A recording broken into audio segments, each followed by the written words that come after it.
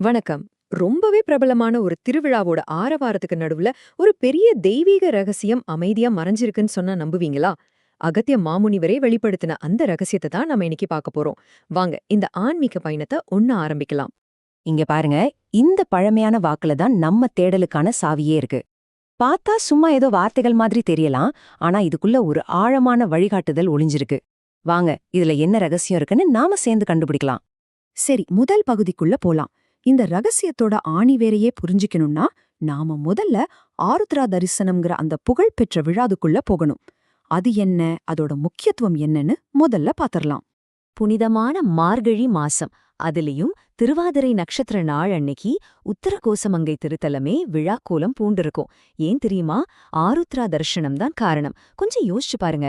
வருஷத்துல இந்த ஒரு நாள் மட்டும்தான் மூலவருக்கு பிரம்மாண்டமான அபிஷேகம் நடக்குது. ஆயிரக்கணக்கான பக்தர்கள் அந்த தெய்வீக காட்சியை காண கூடி நிக்கிறாங்க. இதுதான் நமக்கு தெரிஞ்ச கதை. ஆனா உண்மையான ஒரு விஷயம் வேற எங்கேயோ நடந்துகிட்டு இருக்கு. இப்போதான் நாம் அந்த ரகசியத்தோட மைய பகுதிக்கே வரோம். இங்கதான் நமக்கு தெரிஞ்ச கதைக்கும் மறைக்கப்பட்ட உண்மைக்கும் இருக்கிற வித்தியாசம் வெளியே வரப்போகுது. அகத்தியர் அந்த திரையை விலக்கி நமக்கு ஆச்சரியமான ஒரு உண்மையை காட்டப் போறாரு. அகத்தியரோட வாக்கு நேரடியா அந்த ரகசியத்தை நோக்கி நம்மள கூட்டிட்டு போகுது. நல்லா கவனிச்சு கேளுங்க. அவன் எங்கு அமர்ந்திருப்பான் என்பதை கூட இப்பொழுதே சொல்லிவிடுகிறேன் அப்பனே. இந்த வார்த்தைகள் சும்மா இல்ல, இது ஒரு முன்னறிவிப்பு மாதிரி. அடுத்து வரப்போற அந்த பெரிய வெளிப்பாட்டுக்கு நம்மள தயார்படுத்துது. இதுக்குள்ள ஒரு பெரிய ரகசியமே அடங்கியிருக்கு. இந்த ஒப்பீடு தாங்க விஷயத்தோட முக்கியமான இடமே. ஒரு பக்கம் பாருங்க, பல்லாயிரக்கணக்கான பக்தர்கள் அபிஷேகத்தை பாக்கறதுக்காக கருவறைக்கு வெளியே காத்துக்கிட்டு இருக்காங்க. ஆனா அகத்தியர் என்ன சொல்றாரு தெரியுமா? அதை அறியாத மனிதர்கள் அபிஷேகத்தை காண காத்திருப்பார்கள், ஆனா ஈசனோ அப்படின்னு சொல்லி உண்மையான தெய்வீக இருப்பு அந்த கூட்டத்துல இல்ல, அது வேற எங்கோ அமைதியா இருக்குன்னு நமக்கு சுட்டி காட்டுறாரு. அப்படின்னா இறைவன் உண்மையா எங்கதான் இருக்காரு? அந்த ரகசியம் இலந்தே மரத்துல ஒளிஞ்சிருக்கு. இதோ அந்த ரகசியம் இப்போ வெளிச்சத்துக்கு வருது. அந்த வாக்குல ரொம்ப தெளிவா சொல்லியிருக்கு. இறைவன் கருவறையில மட்டும் இல்ல, ஆனால் ஈசனோ இங்கு இந்த மரத்தடியில அமர்ந்து கொண்டிருப்பான் அப்படின்னு. ஆமாங்க, அந்த புனித தலவிருட்சமான இலந்தை மரத்தடியில தான்.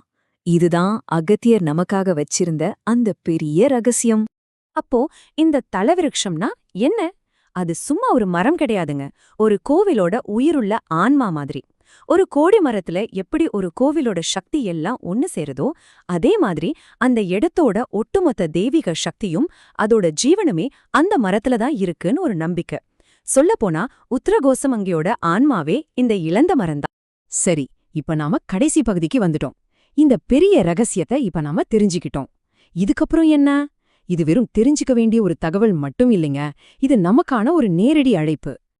அகத்தியர் நமக்கு ரொம்ப கஷ்டமான சடங்கையோ கடினமான பாதையோ காட்டல. ரொம்ப ரொம்ப எளிமையான நேரடியான ஒரு வழியதான் காட்டுறாரு. அவரோட வாக்குல என்ன சொல்லியிருக்குன்னா, அவ்விடத்தில் நீங்கள் நிச்சயம் அமருங்கள் அங்கு சென்று. படி உத்தரகோசமங்கைக்கு போங்க. 2வது அந்த புனிதமான இலந்தை மரத்தை கண்டுபிடிங்க. 3வது வேற எதுவும் செய்ய வேணாம், அங்க அமைதியா பக்தியோட உட்காருங்க. அதுவே இறைவனை நேரடியா உணர்றதுக்கான வழின்னு சொல்றாரு.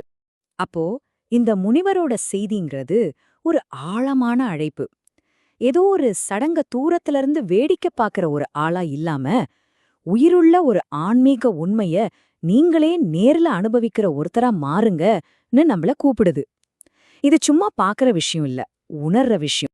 உண்மையான தெய்வீக இருப்பு பெரிய பெரிய சடங்குகள்ல மட்டும் இல்ல, நம்ம கொஞ்சம் கூட எதிர்பார்க்காத அமைதியான இடங்கள்ல தான் இருக்குங்கிறத இந்த விஷயம் ரொம்ப அழகா நமக்கு விளக்குது.